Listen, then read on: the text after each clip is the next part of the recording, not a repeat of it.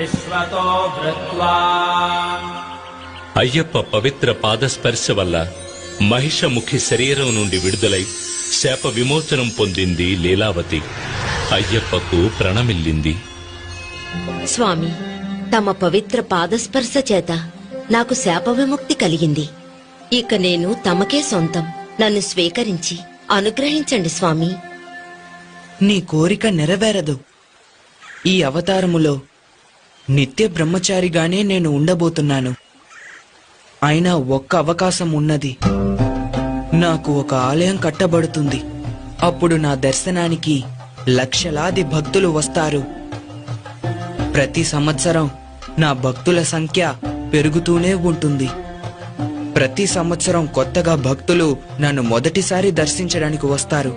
ఆ విధంగా ఏ సంవత్సరం అయితే కొత్త భక్తులు ఎవరు రారో అప్పుడు నేను నిన్ను వివాహం ఆడేదను. అంతవరకు ఎదురుచూడు.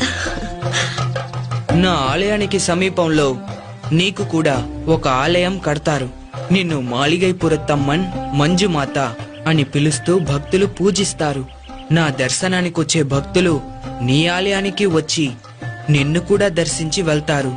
నాకు సమీపంలోనే ఉన్న నువ్వు ఏ సంవత్సరం కొత్త భక్తులు ఎవరూ నన్ను దర్శించుకోవడానికి రాలేదో తెలుసుకోవచ్చు. అంతవరకు వేచి ఉండు.